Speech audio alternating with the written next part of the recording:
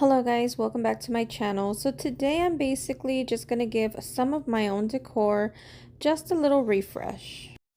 So I did purchase this paint in the cottage colors from DIY in the color Anvil. This does have a built-in sealer. I was using this previously on something else, so I did already mix it very well. It is a bit streaky for the first coat, but for the second and third coat, it covers very well, and I do love the end result on these. I has a little bit of a sheen, but I'm okay with that. I do have a set of these wall pockets that sat in my booth for quite some time, and then I decided to bring them home and use them here. I have used it this color for a while, but then now I'm kind of like want to add little pops of color of black, and I do want to try and use one on my front door, but I'm still not sure. I did hear that this paint is weather resistant, and I do have a covered porch, so I feel it will hold up well. So I may give it a shot. We'll see. So this here is already my third coat. I am going for full coverage, so it was still looking a bit streaky here, so that is what I do with 3 coats. So since I may put this on my front door, I'm just gonna add some little felt pads to the back of my wall pocket here, just in case it does slide around, it doesn't scratch the door. And just to bring out some of the detail and the little cherub, I'm going to go ahead and add some gilding wax over those details, and it also adds a little bit of dimension. And that is basically it for this one. I will be adding all the end results at the end of the video. Next up, I do have these very chunky candlestick holders. I love the chunkiness of them. They're already a dark color, but I'm going to go ahead and give them a coat just to give them a little refresher and cover some of the nicks that they have. And since they are very similar in shape, I feel like giving them a coat of paint will make them more of a matching set.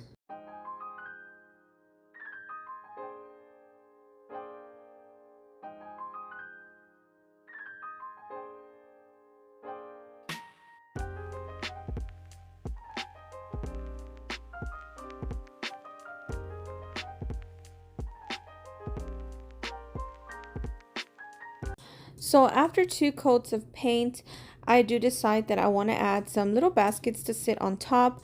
I do have these 2 that look very similar, so I am going to set them on top. I haven't decided yet if I'm going to glue them on or, add like a screw to attach them, but that is it for this one. Let me know what you think. Next up is this wooden spice rack that I've had for a while. I've just never used it for its intended purpose. So I'm going to go ahead and give it 2 coats of this black paint.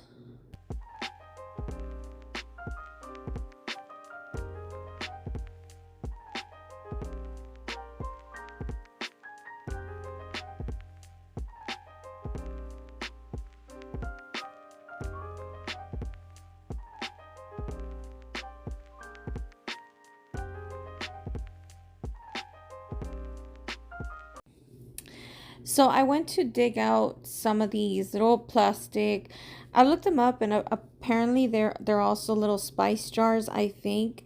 These are plastic. I know that they have milk glass ones that have this very same shape.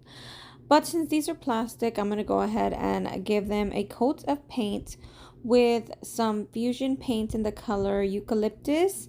I've never used this paint before, but I love it, and I think it does have a built-in sealer.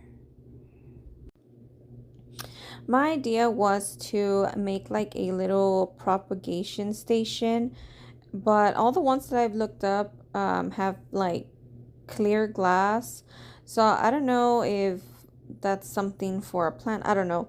I'm not really a planter. I just have like a couple plants that I've kept alive. So I decided, okay, we're going to keep it plastic so I could use little fake little green meat picks. But I do think that would be a cute idea if somebody wanted to make one of these into a propagation station. Who knows, maybe in the future if I find some cute little jars, I will switch them out to glass.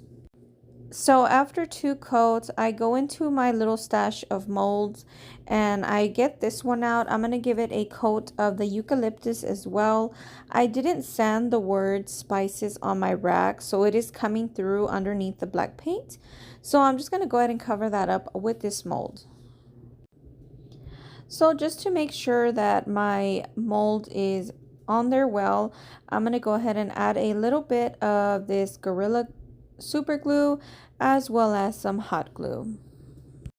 Then I decided I'm going to cut out these little words from this transfer.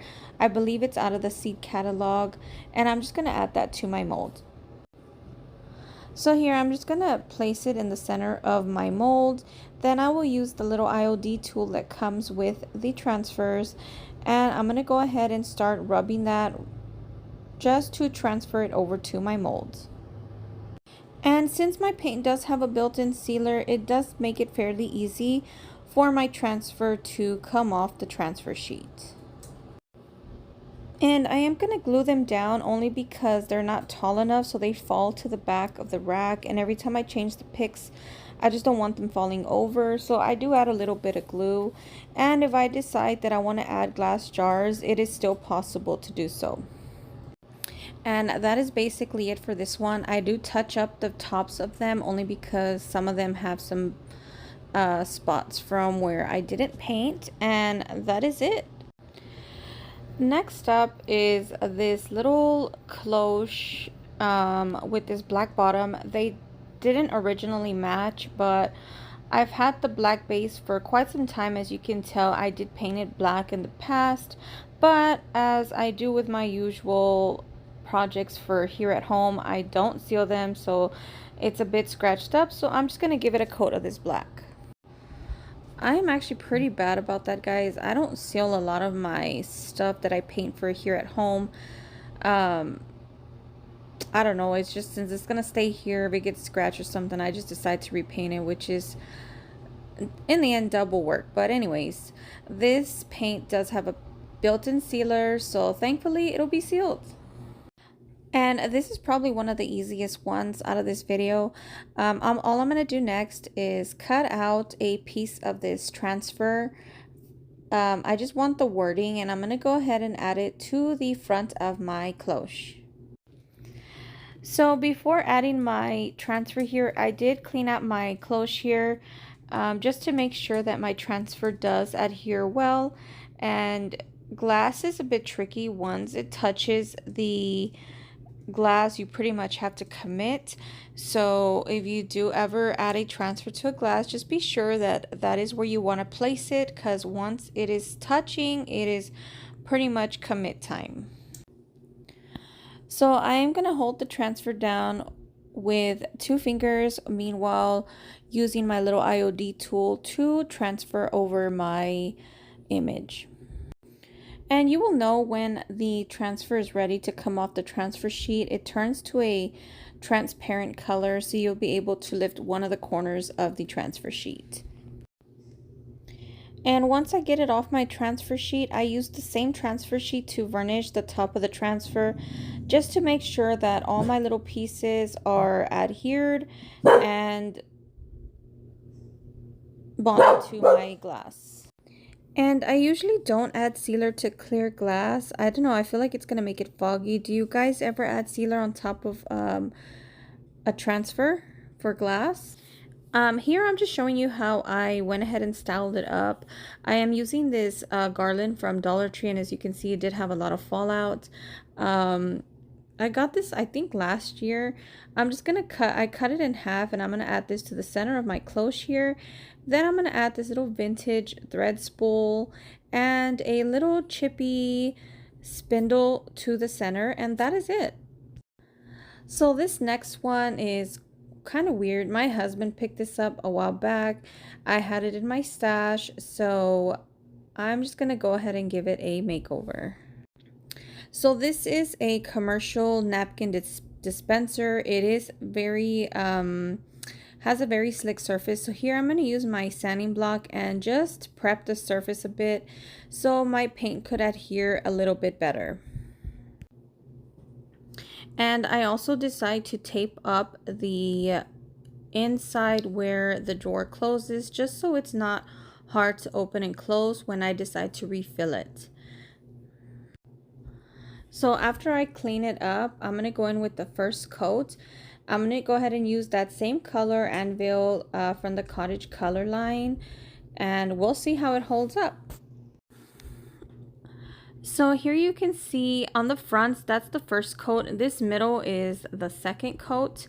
I do end up walking away because I do try and dry it with the heat gun, which is okay, but I don't let it fully dry even with the heat gun, and the paint just starts moving, and I'm just not patient like that. So I end up walking away from it, letting it dry on its own.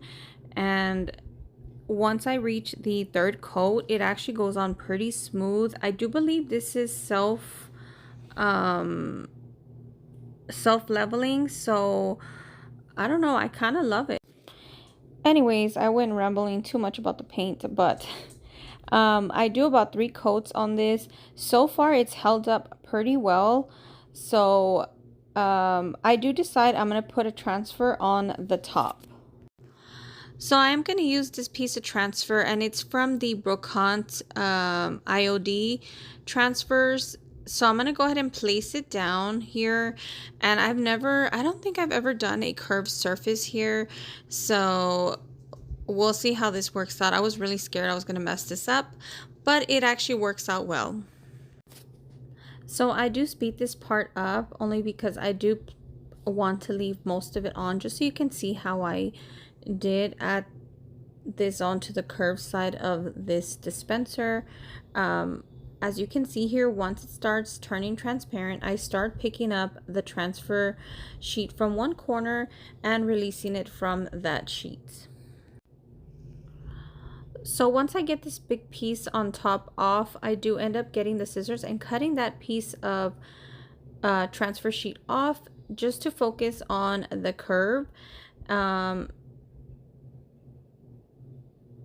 Right here, I put a towel down just because my paint isn't cured yet, so I don't want to scratch it all up on the bottom. So here I'm working on the corner of my transfer sheet, and I just fold over the loose pieces that come off from this part. Then I fold it over the curve here and start focusing on the other side of the transfer sheet. So I work in very small sections just to make sure that I don't lose any important pieces of my transfer. And for any reason, if it comes off and it's missing a piece, you just have to place it back down and put a little bit more pressure to release that piece. And to seal in my transfer, I am going to spray this with a coat of clear spray paint, just to protect the transfer, and also give my little dispenser here, it's going to give it an extra coat of protection. And here I am using a blade to cut the transfer where the door meets the top, and I fold over any transfer that is hanging off the edge. So I actually really love how this came out, guys. Stay tuned for the end results. This is it for today's video. If you like what you see, please subscribe and follow for more, and we'll see you in the next one. Bye-bye.